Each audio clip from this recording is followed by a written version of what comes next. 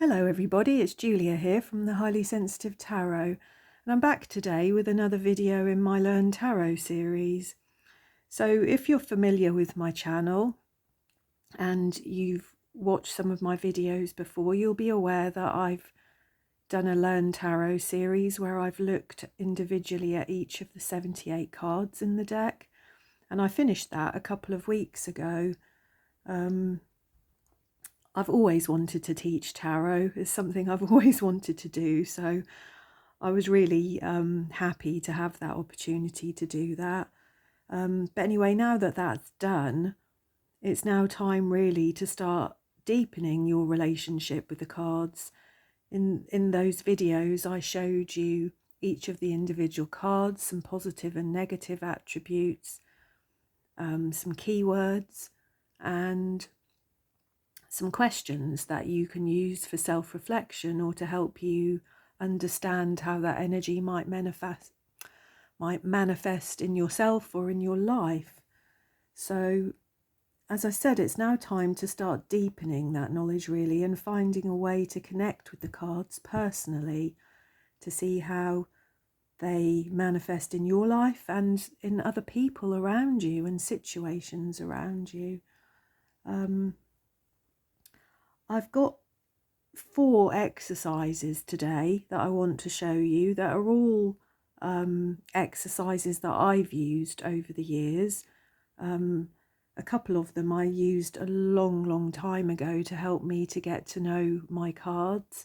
I first learned to read cards in my early 20s, and I actually had a teacher and a mentor, somebody that I used to go and visit, a much older lady than me at the time that I used to go and visit, and we used to sit and do readings together, and she'd talk me through things, but she encouraged me to do exercises like this. I mean, I've always believed that tarot cards are a tool of self-transformation, possibly more than a tool of divination, although both are extremely relevant in their own ways. But I think a really good way to explain how tarot might work is through synchronicity. You know, this sort of chance or coincidental or irrational accidents that our inner and outer realities will sort of correspond and align for a moment in time, showing us our psyches or a situation like a mirror. So to me, it makes sense that you need to really immerse yourself in the cards as much as possible so as to see these synchronicities. You know what it's like in life generally. The more you notice the subtleties around you, the more you can start to connect the dots in life. So as these synchronicities play out, they become a bit of a jigsaw, or like a spider's web, and all these sort of threads and all these bits start to merge and to form something a bit more complete. So what am I going to do today? I'm just thinking about it. As per usual with me, I've started and I haven't fully formulated in my head what I want to say. So my advice when you're starting to learn to read tarot is to stick to one deck. You could use multiples of decks, but I would encourage that you only use multiples of decks that are in the same system. You know, we have Rider-Waite-Smith systems, we have Thoth, and we have the Tarot de Marseille. The Thoth and the Marseille are very different from the Rider-Waite-Smith system. I like the Rider-Waite-Smith system. It's what I was taught. It's all I know, really, to be honest. And I like decks still that reflect the Rider-Waite-Smith system energy within them. So the deck I've pulled out today is the Anna Kay deck, which I've had for many years.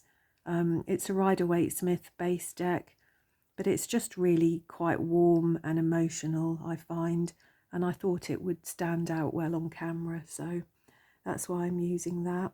Not that I'm going to do anything hugely with it here today. Most of this is talking. But the first exercise anyway that I would recommend that you do is a daily card pull. And I'm sure you've heard people talk about this before. You could pull a card in the morning, just one card, and turn it over and look at it and use that card to guide your day. You could see how that energy plays out throughout your day, or whether it does indeed or not. What I tend to do, because it depends upon your own personal habits and routines and rituals, whether you like to pull cards in the morning or in the evening.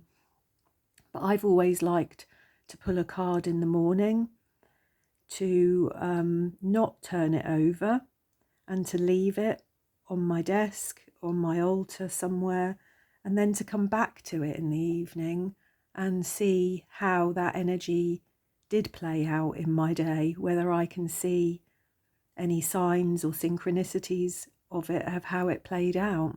And when I was learning, I used to journal. I used to write down my thoughts and feelings, and I used to journal. So when you're going to start a new routine or a new ritual, a new daily card pull, I think it's important to develop a little ritual around it. Some people like to light a candle, they like to light some some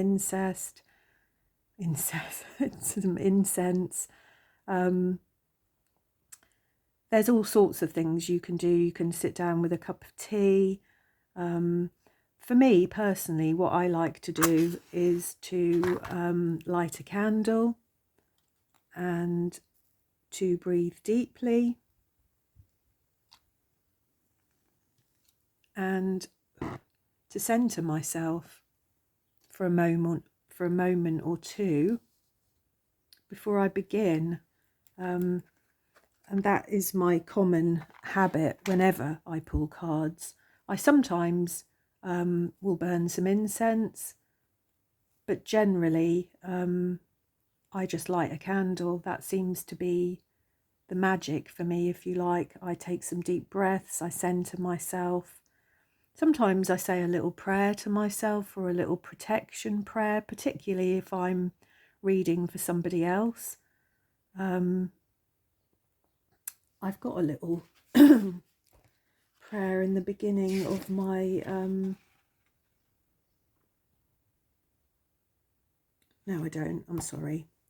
I don't. I thought I had that written in the front of that book, but I don't. But anyway, you will all have, you know, some of you may have a practice already where you say prayers, where you say affirmations, where you sit and think about things. But anyway, so this is my little ritual. In the morning I would get up, I would light a candle, and I'd sit down and I'd take some breaths and I'd ground myself, and then I would shuffle my cards. And some days I shuffle and a card will ping out quite quickly. I'm not a fantastic shuffler, so I'm not going to sit here and show you my shuffling and do all the fancy riffle shuffling and all of that business. But sometimes a card will fly out, sometimes a card will ping out, sometimes a card will just keep coming to my attention. You know, it will just keep poking itself out of the deck, like this one here. So I'm going to take that for today. So what I would do is I would pull that card, and if no card appeared, then I would shuffle until I felt that the energy was right, and then I would cut my cards and pull a card. So what would happen first is I would sit and look at the card. I would look at the colours, the emotion in the card. I would sit, and intuitively pick up as much information about that card as I possibly could to begin with. And a good way to do that is through a series of questions. And I've got some questions here that I have used in the past. And they're things such as, how does this image make you feel? Well, with this card, this is beautiful. This is the Three of Cups. This is a lovely card to have drawn. So this makes me smile instantly. This is sisterhood to me, this card. So how does the image make you feel? Where in your body do you feel the card's energy? So if I sit here now and I scan my body, I can feel that as a warm glow, I think, more than anything, more than a particular sensation in any part of my body. I can just feel that I feel warm and there's a glow about this energy. So question number 3 could be, do these feelings or sensations remind you of another time or a place or a person? Well, yeah, this reminds me of having friends, of having friendships, of good times, of connections. This reminds me of when I was younger. I think the time in my life that I felt most part of a sisterhood, I guess, is when my son was young and I had friends that were also young mums, and we used to support each other a lot and be there for each other a lot. So I think, do these feelings or sensations remind you of another time, place or person? Well, yeah, maybe 20 to 25 years ago. Does the card bring up an urge for you to do something? Well, I guess this card some days might make me want to reach out to somebody, to a friend, maybe even to reach out to somebody from the past sometimes. Question number 5. Observe your thoughts as you look at the image. Watch your stream of consciousness as it flows by. What opinions, nonsense, images, arguments or memories come to mind? So as I look at this card, this for me is not entirely a positive energy, because I've had issues over the last few years with some friendships. I've lost some friends through ill health, through leaving work. I've lost some friends, I've lost some connections. One particular friendship of somebody I'd been friends with for many, many years ended. And that made me feel really sad, actually. So this card can bring up both positive and negative emotions in me. It some days would make me feel sad about the past, and other days it would make me feel grateful for what I've got right now. So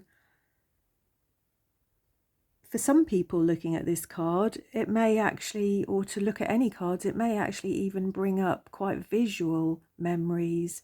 It doesn't necessarily for me, but for some of you it may bring up really quite visual memories. I think it's just important that whatever these cards bring up in you, that you write them down. So you could notice what is called the observer within you, that part of you that watches your life unfold. And you will all know what I mean by that. It's not easy for some of us to recognize, and it's not easy to recognize at all times, actually, because we can end up, going down rabbit holes and losing our touch with our own inner self, if you know what I mean. But I think to notice that the observer, that part of you that watches your life unfold, is really important. It's really necessary for true self-awareness.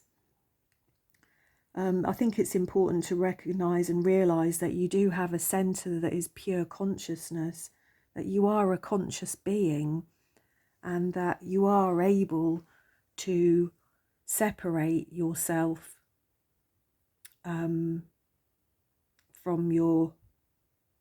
yourself, if you like, and observe, to just watch, to reflect, to look back and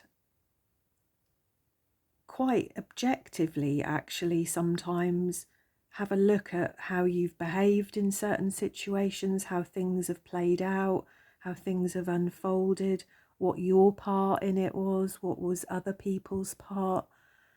And I think as you look at these cards, it's really, really important to take notice of those kind of feelings and sensations within your body. It's also important to not reject the negative aspects of these cards or of yourself, and to learn to see these aspects such as fear and aggression, anger, these impulses with a sort of a lack of self-judgment. These things are human nature, and really, rather than denial and stuffing away, these aspects of self need integration. This is shadow work. These are shadow aspects, and the things that we don't observe, the things that we don't shine that spotlight on sometimes and examine and reflect upon, those things will often end up repressed energies, and they can become destructive, and they end up being dragged around in our life, and they can affect our life detrimentally in so many ways. So a card like the Three of Cups, which on the surface of things is such a beautiful card, such a beautiful energy of connections and sisterhood and fun, good times. But for many people, this can bring up quite negative emotions, quite difficult emotions. Many people have been bullied or struggled with friends. Same as me, as you grow older, you can lose touch with people. Friendships that you thought you would have for life can end. Things can change. And I think it's really important that we process these things. So yeah, I think looking at this card, I would be asking questions around: how does the image make you feel? Where in your body do you feel the card's energy? Do those feelings or sensations remind you of another time or a place or a person? And does the card bring up an urge for you to do something? So yeah, really, really important to observe your thoughts as you look at the image, to watch your stream of consciousness as it flows by. This is mindfulness in action, really. I remember learning many years ago about our thought processes, that you could look at them as clouds in the sky, and we don't need to take notice of everything. We don't need to pick apart everything in the sky that floats by, but we can observe. We can observe in a kind of detached fashion and just see what comes, whether that be good or bad. It's all relevant, it's all important. So, for exercise number 2, I thought, and this is something that I've done in the past, you can go through the deck and quickly make 2 piles, and that's really just the cards you like and you don't like. I'm obviously not going to do the full exercise here because it would take me time, but if we had this as the pile of like and this is the pile of don't like, I think what you're aiming to do here really is to quickly, without thinking too hard about it, to just use your intuition and your gut feeling to place cards in the yes or the no pile, and to try to get this pile down to 3 cards in each, if you can. And those 3 cards, again, would be a good thing to journal with, to look at what those cards mean to you, how they might be manifesting in your life, and why. I think these cards can change over time. I think these cards can change from mood to mood sometimes, but I still think this is a good exercise in itself to help you get to know the cards better. So as you can see, if we look at the cards that I'm placing in the piles here, in the nose, in the cards I don't like, we've got quarrelling, nightmares, endings, maybe extreme logic, extreme masculinity,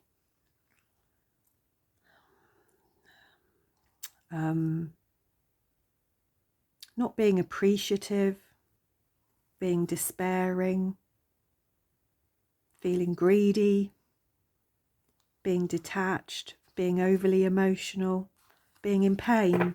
Do you know what I mean? It's a very good way to look at what you like and you don't like about the cards and why. And I think once you have your pile, if you were to keep going through it, you could quite easily end up with 3 cards in each pile. You could get it down further and further and further until you got your sort of core 3 most positive and 3 most negative cards. And then, like I said, I think they would be the cards to journal with. And perhaps it would be interesting to see how those cards change from deck to deck or over time. So another thing that you could do is to just play with the cards, really, to get your deck and to separate the deck into the majors, the court cards and the minors.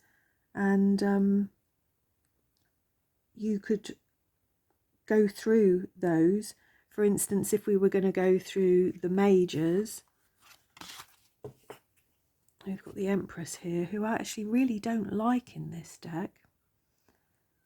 I don't know what it is about her face, but I don't really like her in this deck. So that's something that would be interesting for me to find out why I struggle with the Empress in this deck. So you could ask questions, if we had all the majors here, you could ask questions such as, what archetype expresses my higher self? You could also ask, what aspect of myself do I need to develop? So we're asking perhaps what your higher good represents within you, but also the aspects of you that are struggling, the aspects of you that may be in shadow, that you may be hiding or repressing, or just not giving as much energy or attention to as you might need to. And as I said, you can do that with just the major arcana. You could do that with the court cards, because the court cards are archetypes also. If you're using the minors, you might want to ask a question that was a little bit more specific. Something perhaps about your day or a specific situation, because the minor cards obviously represent more of our day-to-day life qualities, whereas the major arcana might represent more about our transformational energies. So the last activity that you might want to try And I was going to pull all the cards out and separate them into piles for you for this, but I just have found myself running out of time. I think it would take me a while to separate the deck out, but I still think this is a very good exercise actually.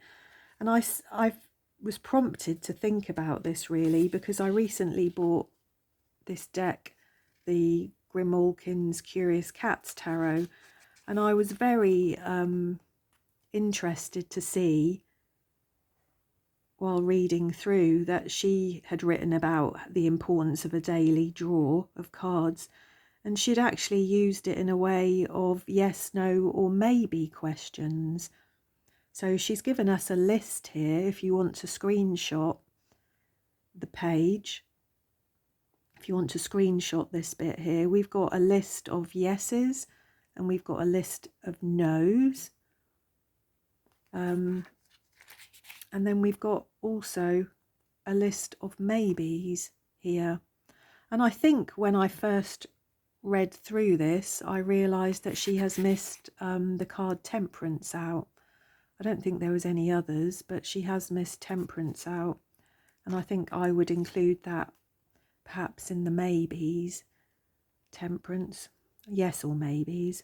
But again, I think this is a good exercise because although this creator has written a list here, this is not definitive. You may not agree with this list. For instance, when I look at this and I think about what card could I say? Well,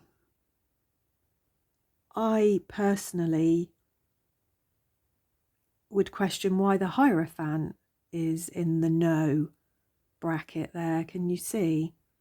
You know, I can totally see with the Emperor why he might be there, because that can be quite a rigid energy. But the Hierophant doesn't have that same feeling to me. Again, I can see why the Hanged Man might be in the nose, because it's a card of kind of stagnation or a need to stop. You know, there's a pause there with the Hanged Man, so I can see why that would be there. The Death, the Devil, the Tower, and all the Minors, I can see why they would be there. But the Hierophant, I might question that as a no. Let's have a look and see if there's anything in her notes about why she's included the Hierophant in that position. So she says,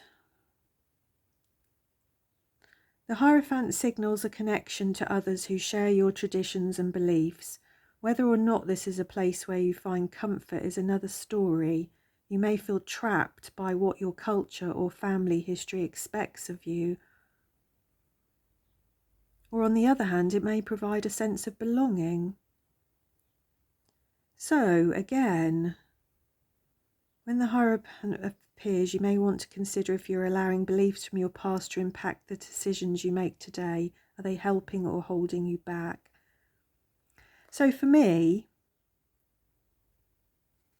the Hierophant, I think, would have to go into the maybe camp. I can see with the maybes here why the High Priestess, the Lovers, the Hermit and the Wheel of Fortune are here.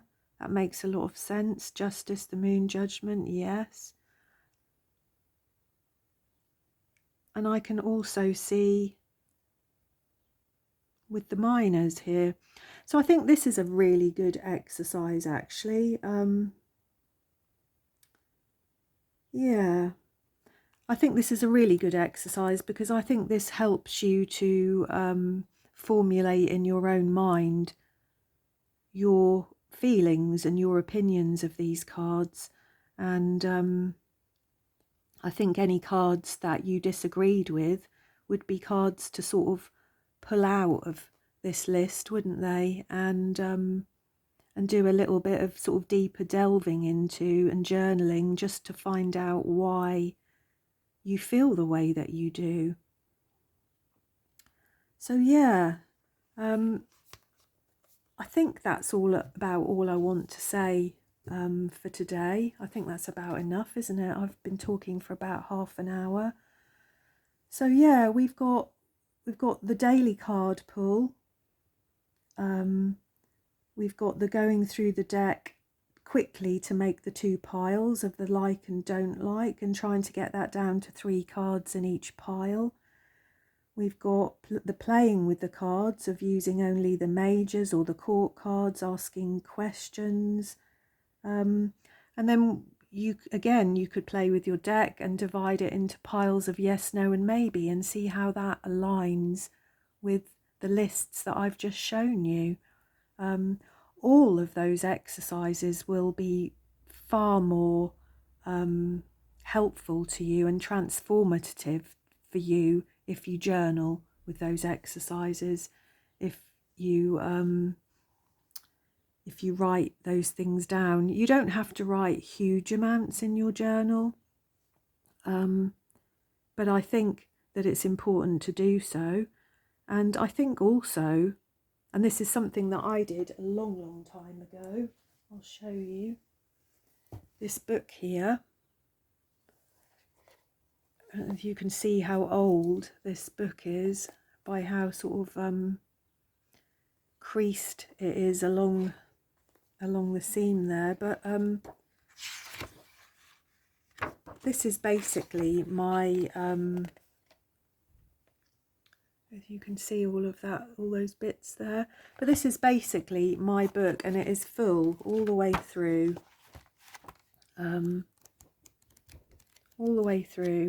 and I've written this over the course, I think probably of the last 20 years. Most of it was written sort of 20 years ago, but this is my book of personal meanings for the tarot cards. These are all the things that over the years I've thought and felt and experienced, and they are my personal meanings. I think it's really important. You know, when you first start to read tarot cards, obviously you're going to be quite limited. You're going to use your keywords, which are really important. You could also even actually write some keywords on the bottom of a deck if you felt so inclined. I know lots of people that do that, and that can help you to get started. But in order to read cards with any kind of real meaning, you need to develop those meanings within yourself, and they're very personal things. You know, I think because I'm trying to learn Lenormand at the moment, actually, and I'm not enjoying it that much, and I'm not doing that well with it. But I remember reading that if you sat 5 tarot card readers down and gave them the same cards, they would give you 5 different interpretations. If you sat 5 Lenormand readers down and gave them the same cards, they would probably give you a very similar interpretation. But with tarot, there are so many layers upon layers upon layers, and it's very personal, it's very individual. So I would really highly recommend, if you're new to tarot or you're still in a sort of beginner stage, you're still learning, that you develop some kind of practice, and that you develop a daily habit, that you journal. You don't have to journal every day.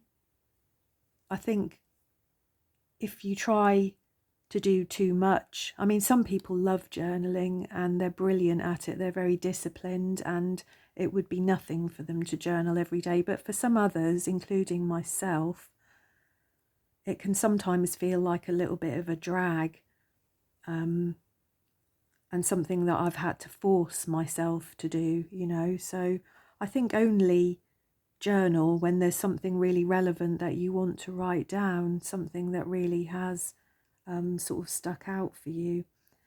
But I think if you're doing any of these kind of exercises, it would certainly be important to journal, to write down your thoughts and feelings around them, because that's how you'll learn, and you will start to develop your own personal meanings and keywords and associations for the cards. So anyway, I do hope that this was helpful for some of you. I know that lots of the people that watch my videos are brilliant tarot readers and probably far more knowledgeable and experienced than I am, but I've always wanted to teach tarot, so I'm doing my little bit and I'm having a go.